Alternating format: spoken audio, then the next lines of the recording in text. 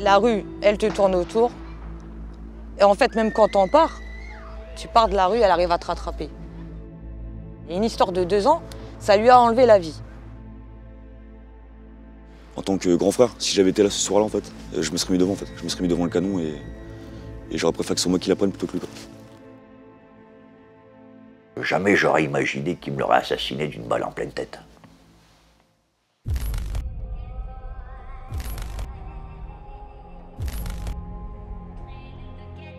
Je m'appelle Adama Kamara. Depuis ma sortie de prison en 2019, je me suis lancé dans un combat. Mettre fin au RICS.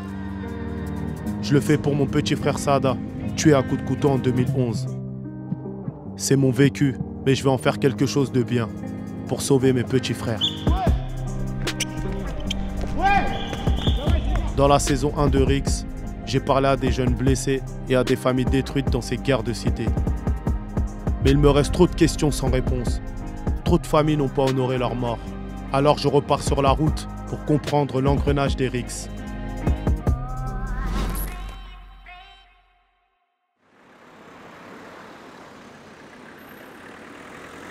Dans ma vie, j'ai vu beaucoup de mecs arrêter les RICS pour se mettre à vendre de la drogue.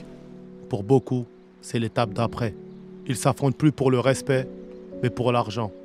Et quand tu défends un terrain de stup, c'est comme si tu te battais pour ton quartier. À la fin, les conséquences sont les mêmes. 4 murs ou 4 planches. Et ta famille qui pleure. Aujourd'hui, je suis à Château-Thierry, une ville entre Paris et Reims. Je vais vous raconter l'histoire d'Anthony. Il avait 21 ans quand il a été tué d'une balle dans la tête dans la chicha où il travaillait. Ce champion de boxe thaï avait arrêté de dealer et venait de se marier. Mais la rue l'a rattrapé.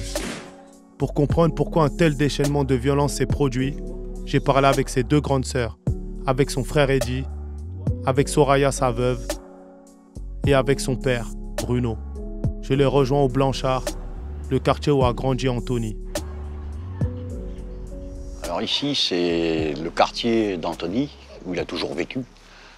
Et le bloc derrière, où il a toujours vécu, c'est-à-dire au premier étage, où il a passé toute son enfance jusqu'à son adolescence, jusqu'à ce qu'il se marie.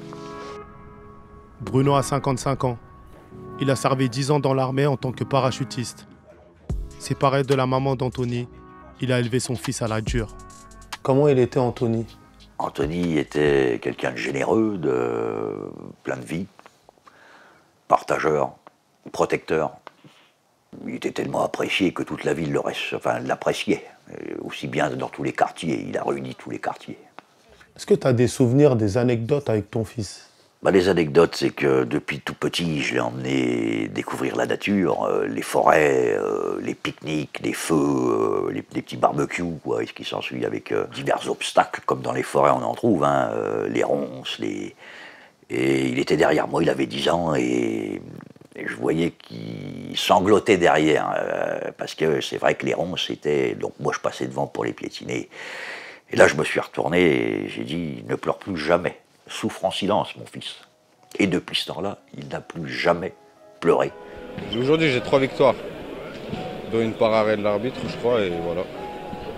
Ouais. Merci à qui ? Merci William, merci la FMT, et voilà. Anthony faisait de la boxe, c'était sa passion ? Ouais, mais il aimait ça. C'était même un des meilleurs ici à Château. C'est pour ça qu'il il trouvait plus à son niveau.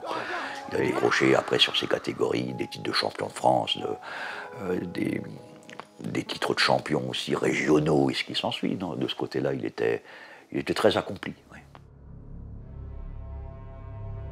Anthony a été tué le 6 janvier 2022 sur son lieu de travail.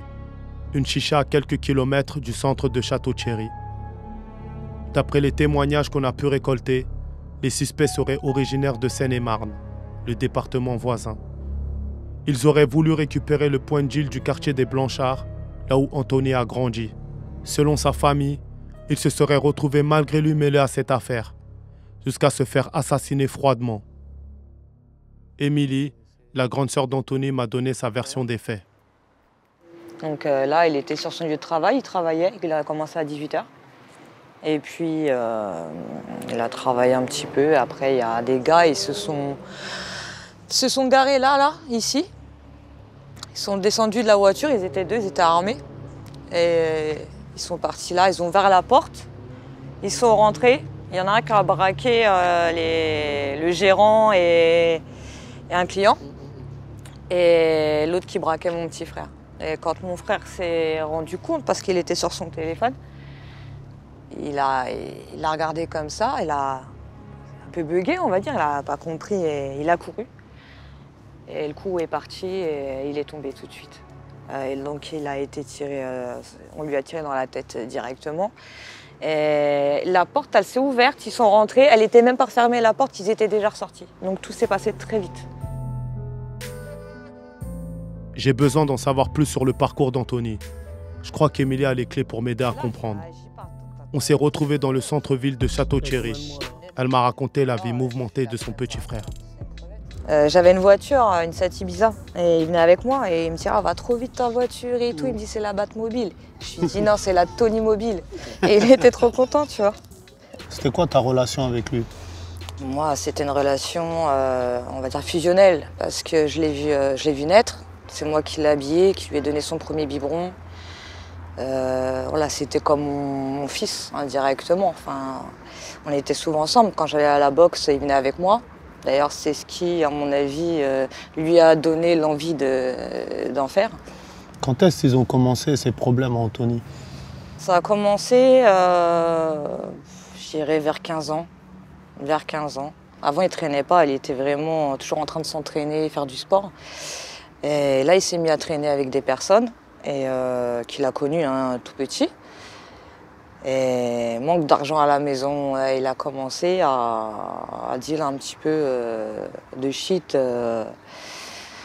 Et avec ça, il aidait ma mère, il s'habillait, il s'achetait des vêtements. C'était quoi son rapport à la rue, à Anthony? Bah, il a grandi dans le quartier.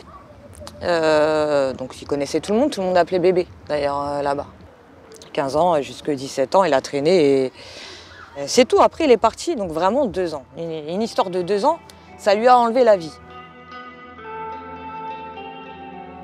La rue, elle te tourne autour. Et en fait, même quand on part, tu pars de la rue, elle arrive à te rattraper. T'as ces gens qui te font croire qu'ils te veulent du bien, mais alors ils te veulent du mal. Et c'est ce qui s'est passé pour mon petit frère, en plus.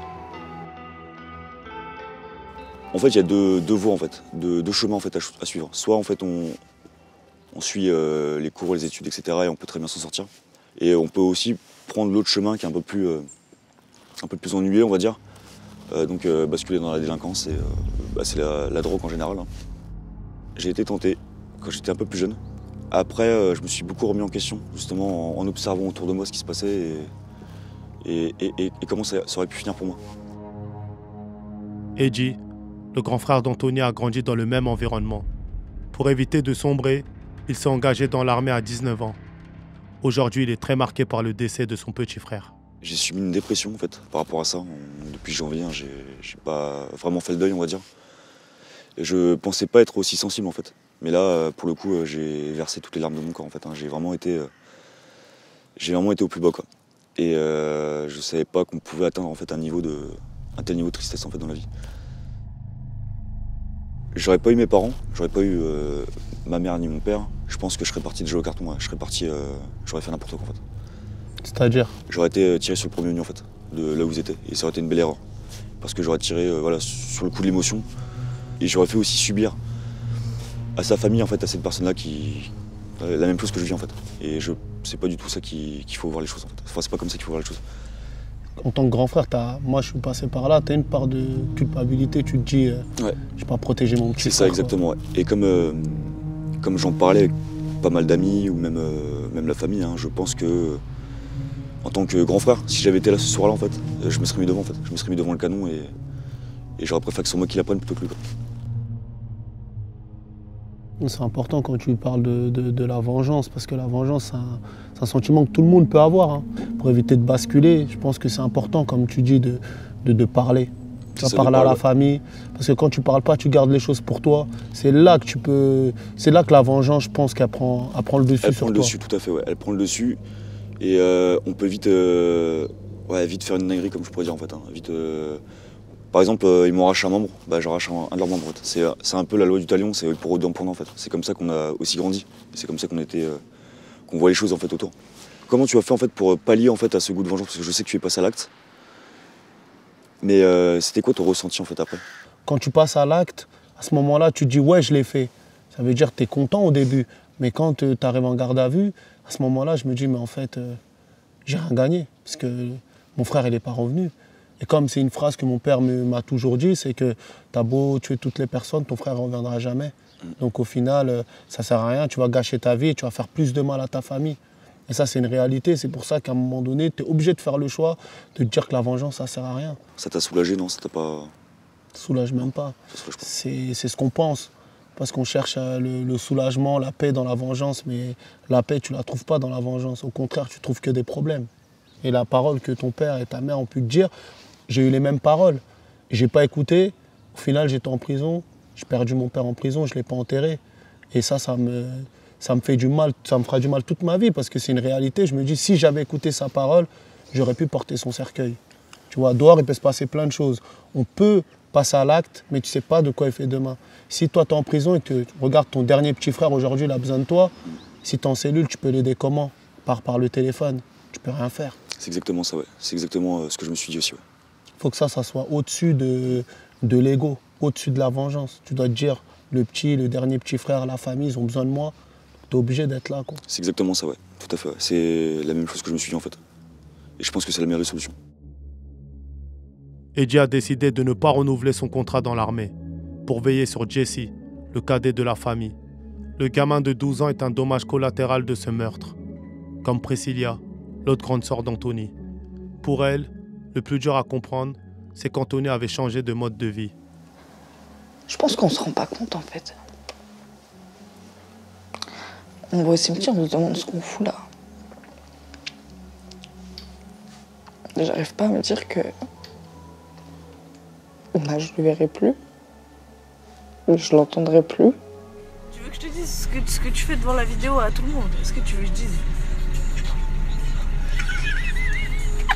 Est-ce qu'à un moment donné, tu as senti un changement?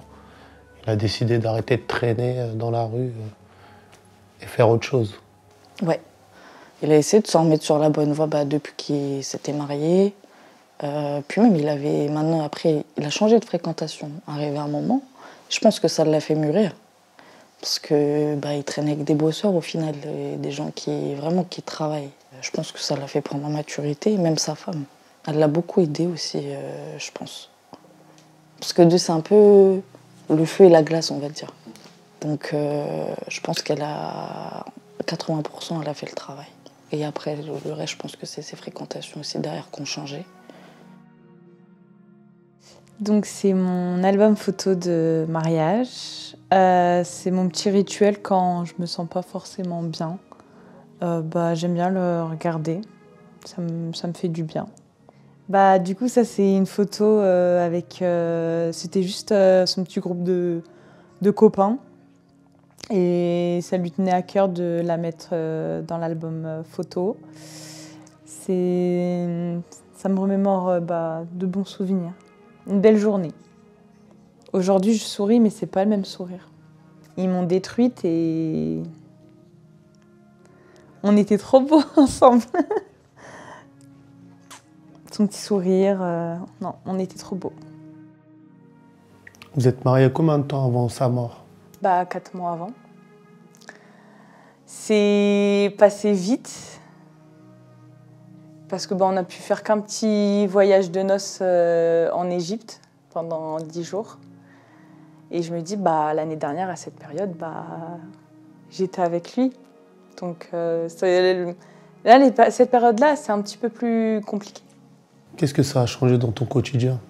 Tout. Parce que du jour au lendemain, je me retrouve toute seule dans la maison. Il y a tous les souvenirs. Je pense que le plus dur, c'est le manque. Est-ce que tu pensais être veuve si jeune? Non. J'ai du mal avec ça. Je me projetais avec, en tant que parents, nous deux. 4 mois après, tout s'effondre. Tous les projets. Après, je t'ai dit, je suis remplie de projets. Ça, je le fais et je veux qu'il voit que la femme qu'il avait à ses côtés, c'est une battante. Et depuis le début, je lâche pas. Mais c'est vrai que, vu mon âge, ben, c'est pas ce qu'on imagine. Mais c'est vrai que le soir, bah, c'est le moment où je me retrouve parfois seule. J'ai des petites images où je le revois passer. Où les débuts, les 2-3 premiers mois, j'attendais sur le canapé et je regardais la porte vers minuit, 1h, s'il n'allait pas rentrer. Et bah, depuis, je ne vais plus dans ma chambre. Je n'y dors plus. Je n'y arrive plus. J'ai bougé aucune de ses affaires. J'ai rien jeté depuis, même sa brosse à dents. Depuis le 6 janvier, je n'ai pas remis un pied dans ma chambre.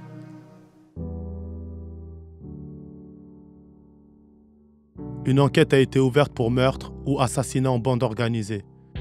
Aujourd'hui, toute la famille attend le procès pour avoir des réponses et pouvoir faire son deuil.